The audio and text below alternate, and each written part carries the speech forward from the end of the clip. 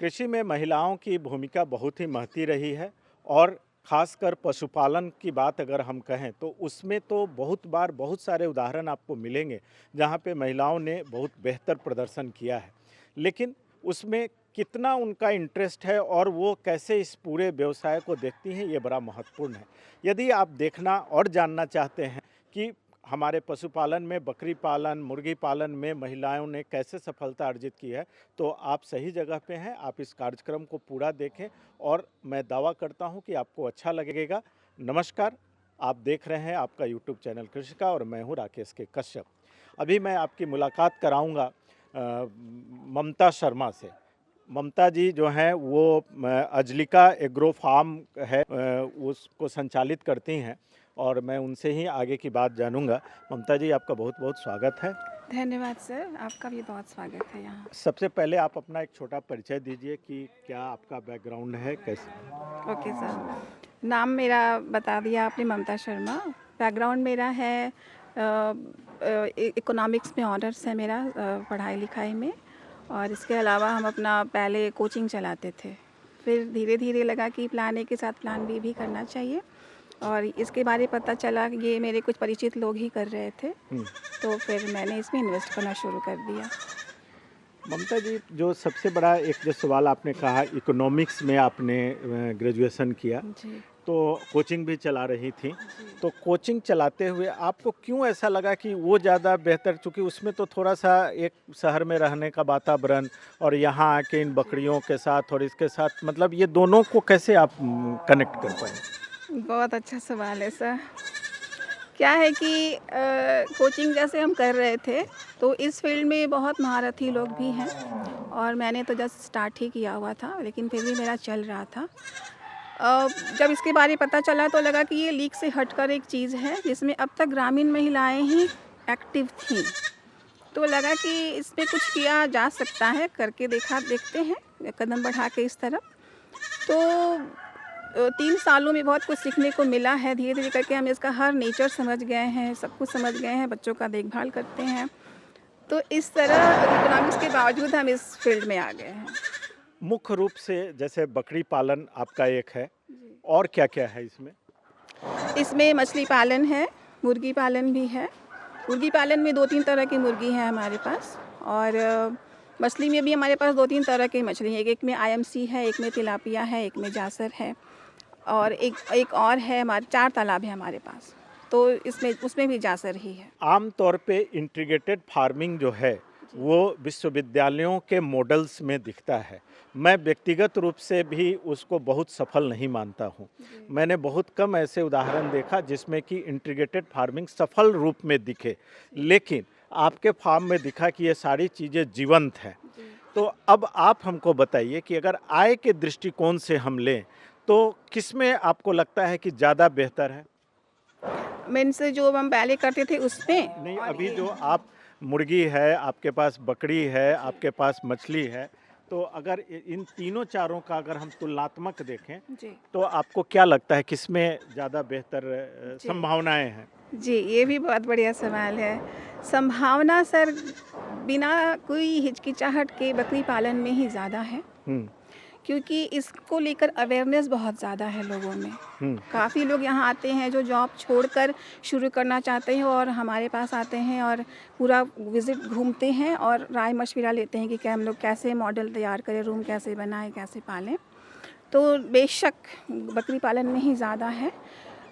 इसके बाद आपको मछली पालन में है, उसमें मेहनत कम है, बस दाना दे दीजिए और देखभाल उतना नहीं करना है। लेकिन मुर्गी में बहुत चैलेंजेस हैं, उसमें आपका है कि डैमेज जाएगा ही जाएगा, लेकिन वो भी आप सीख लेते हो ठीक से कि किस वजह से क्या हुआ, तो वो कंट्रोल हो जाता है। तो हम इस तरह से देख सकते हैं कि मुर्गी जो है वो रोज़ कुछ ना कुछ आपका खर्चा पानी निकाल रहा है ना? हुँ। और बकरी और मछली जो है वो आपका थोड़ा-सा बिग लेवल पे थोड़ा समय लेकर आपको रिटर्न देता है। मतलब डेली की ज़रूरतों को मुर्गी पालन कर देता है, मुर्गी पालन दे देता है। दे देता और है।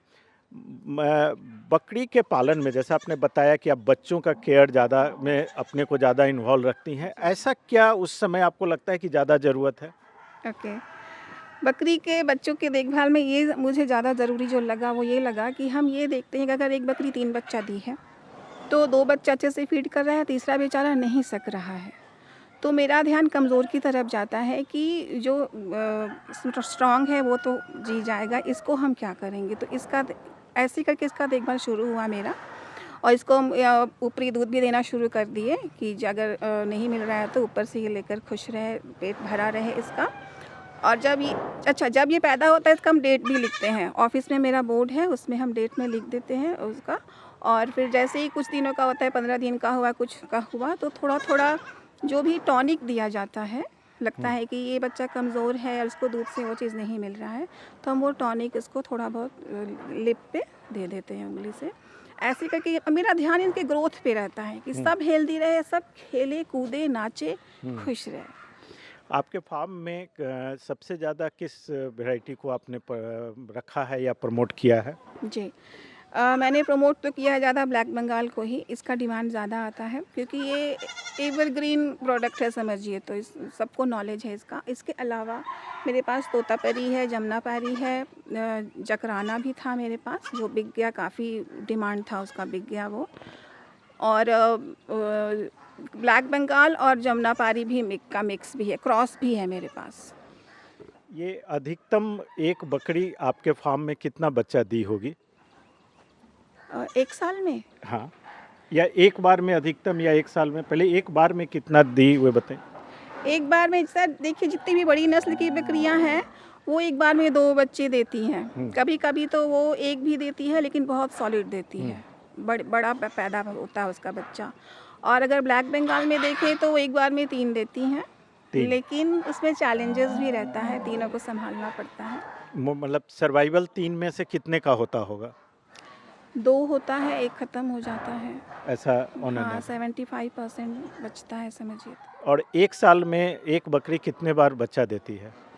ब्लैक बंगाल तो सर 2 बार दे देती है, और जितनी मेरी बड़े नस्ल की बकरियां हैं वो साल में 1 बार देती हैं। तो ब्लैक बंगाल के लिए आपने बकरा भी रखा है अपने फार्म पे? जी, ब्रीडर बहुत ज़रूरी है, तो ब्लैक बंगाल का एक मेरे पास काफ़ी बड़ा ब्रीडर है, और अभी कई बच्चे हैं जिनको हमको बड़ा करके ब्रीडर बनाना है। जी।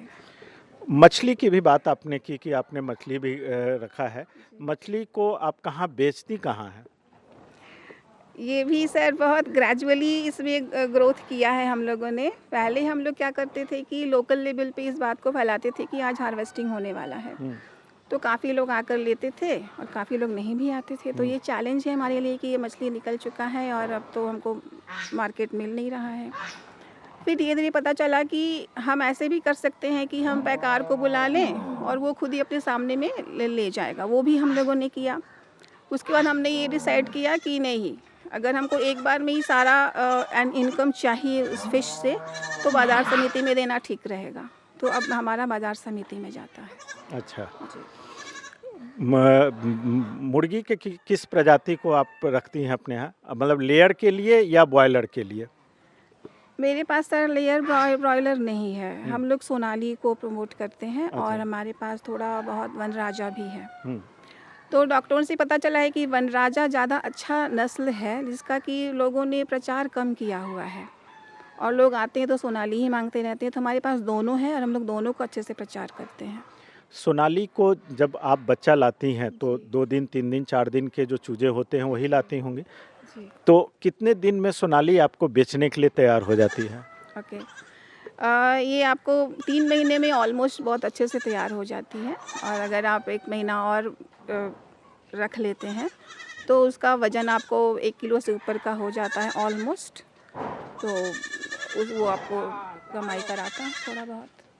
गोट में फीडिंग कैसे आप कराती हैं? मतलब इनको फीड मैनेजमेंट में क्या बाहर का फीड देती हैं या कैसे करती हैं? ओके, इसमें हम लोग दोनों देते हैं, स्टॉल फीड भी देते हैं और ग्रेजिंग पर भी भेजते हैं। अच्छा, जी।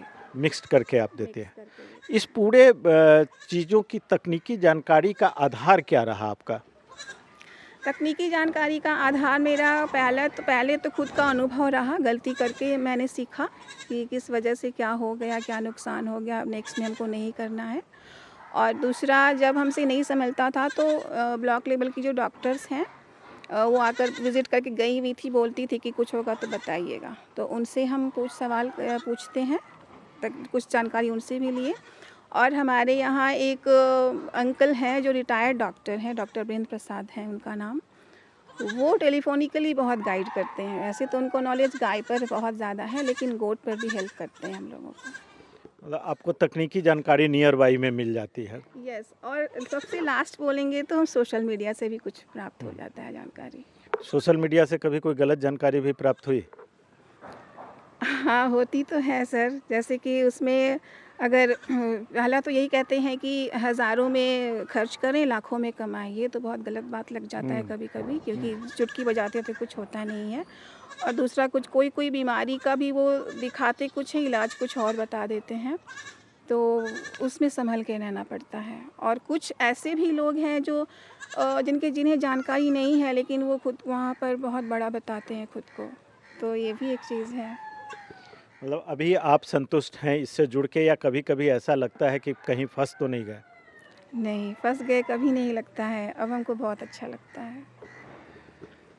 ममता जी ने एक बड़ी अच्छी बात कही कि सोशल मीडिया पे जब आप देखते हैं कि हज़ार लगाएं और लाखों में कमाएं, ये बहुत सामान्य नहीं होता है। और ख़ासकर अगर आप छोटे स्तर पे कर रहे हैं तब तो और संभव नहीं है, लेकिन निरंतर अगर लगे रहते हैं तो कमाई ज़रूर होगी। बिल्कुल है सर, बिल्कुल है। मतलब कमाई भी है, आपकी कंपनी का प्रचार भी है और लोगों का भरोसा भी है, और सोशल रिकॉग्निशन भी है। सोशल रिकॉग्निशन भी है। तो कमाई के आधार के अलावा जो 3-4 मूलभूत चीज़ इन्होंने बताया जिसके वजह से ये इससे जुड़ी हुई हैं। अभी इनके फार्म में, जहाँ पे मैं हूँ परसा में, अजलिका प्राइवेट लिमिटेड करके है, इसमें कई लोग साथ में जुड़ के कर रहे हैं। तो उसमें मतलब आप इंटीग्रेटेड फार्मिंग का एक नमूना आप यहाँ देख सकते हैं। परसा जो पटना से मूलतः हम कहें 15 किलोमीटर होगा, ये जगह 14-15 किलोमीटर है। आधे घंटे में आप आ सकते हैं। अगर आपका रुचि इसमें है तो आप ज़रूर एक बार आएँ। आने के में और देखने में किसी को कोई रोक नहीं है। कोई रोक-टोक नहीं है, काफ़ी लोग आते हैं और जानकारी लेकर जाते हैं। तो आप इस बात को ध्यान देखें, और अगर लगता है और कोई विशेष जानकारी चाहते हैं तो आप कमेंट बॉक्स में लिखिएगा, मैं ममता जी से आपको कनेक्ट करा दूंगा। तो आप देख रहे थे आपका यूट्यूब चैनल कृषि का, और मैं हूं राकेश के कश्यप। अगर अभी तक आपने चैनल को सब्सक्राइब नहीं किया है तो सब्सक्राइब ज़रूर कर लें। धन्यवाद। Thank you sir.